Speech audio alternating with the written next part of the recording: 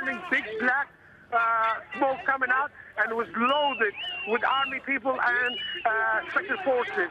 And hopefully, maybe within an hour, Benghazi will be in victory, and which I hope, which I think definitely so.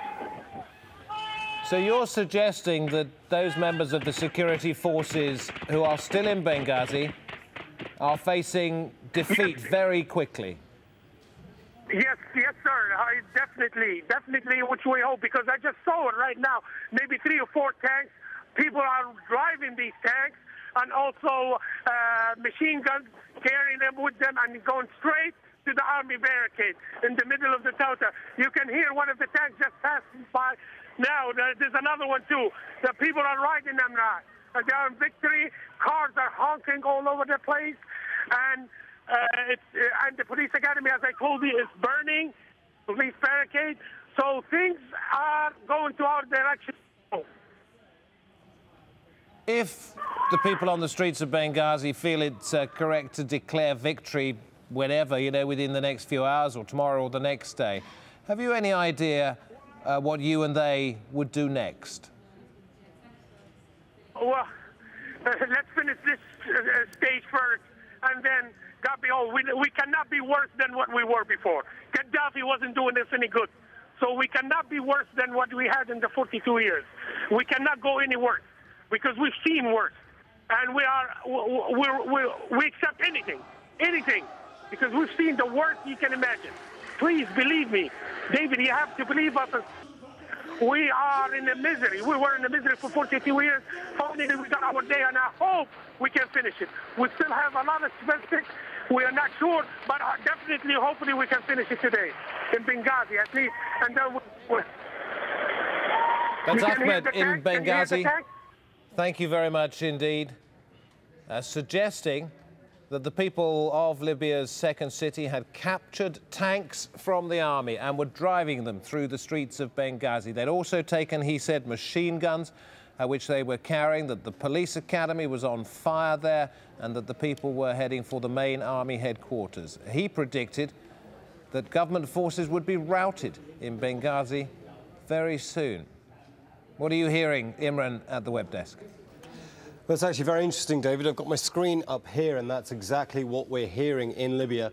Now, let's go to Libya first, and that crackdown on the internet that's meant that most of the service providers there have been blocked. Now, despite that, people are getting their voices out. They're getting retro. They're using landlines, as you just heard there, to get information out to us at AlJazeera, and to expat Libyans who are blogging their reports. Now, to Twitter next. And reports of those foreign fighters coming into Libya. Breaking. 3 sources claim foreign mercenaries have just landed in Benina Airport, Libya. God help Benghazi, God help Benghazi. And this from Free Libyan 87. People have managed to get food supplies from the army barrack in Benghazi. And like I said, these are coming from expat Libyans using family and friends to get information out. So we're relying on their reports, and we can't really independently verify them. But this one says, Gaddafi's using anti-aircraft weapons to kill unarmed civilians. Please save us. To get around those curbs on the internet in Libya, Google's launched a service where anyone in that country can phone a landline and leave a message. That'll be transcribed directly into the tweet. The news about this service is spreading, and the numbers are on your screen right now. We will, of course, monitor these tweets as they come in. Now, the curbs on media freedom mean getting any picture out of Libya has been very difficult. But some enterprising protesters have managed to use a live stream and a webcam to get their pictures out. Now, this quality of this is clearly quite bad, and live feed is intermittent, and these pictures were recorded in the last hour. But it does go to show you just how determined Libyan protesters are to show the world their plight. Back to Twitter again, and in Iran, rallies have been stopped, yet some are determined to bring about change. In the last few hours, we're hearing of clashes that have broken out between protesters and security forces. Port Khazar has this: regime thugs beating people in Vanak Square with truncheons, but people not running away, fighting back. And Stop Emadi with the movements of the protesters. Protesters gathering outside Jame Jam's office, that's the TV network there.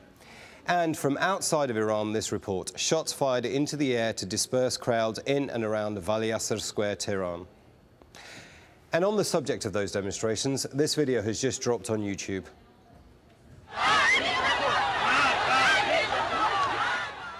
It's from Tehran on Sunday, and they chant death to the dictator.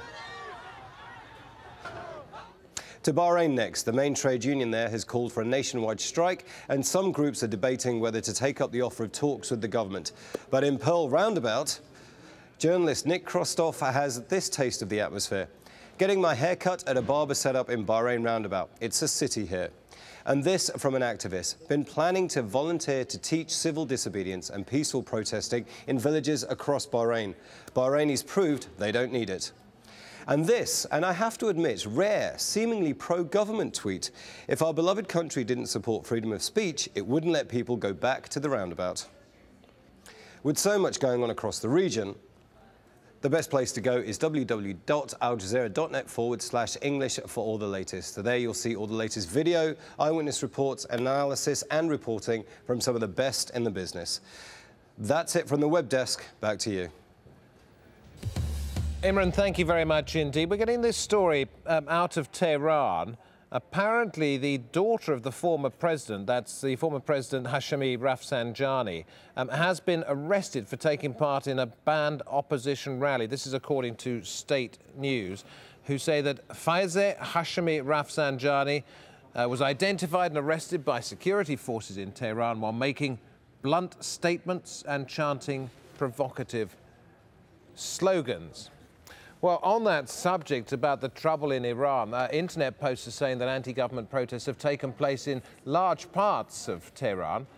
According to several opposition websites, police fired tear gas at protesters, and messages too on Twitter suggesting that there have been scattered clashes with some people arrested and beaten by security forces and plain-clothed thugs. Opposition groups have been urging their supporters to return to the streets to mark a week since the deaths of 2 people killed in protests. Well, Iran says they have. Egypt says not yet. The whereabouts of 2 Iranian warships is causing alarm in Israel. Iranian state television says they've already gone north through the Suez Canal on their way to Syria, but officials in Egypt says they're not expected to pass through for another 24 to 48 hours. Israel describes Iran's move as a provocation. Prime Minister Benjamin Netanyahu says Iran's trying to broaden its regional influence. We can just see how unstable a region we live in, a region where Iran attempts to take advantage of the current situation to advance its influence by passing through the Suez Canal 2 war vessels. Israel sees the Iranian step as dangerous.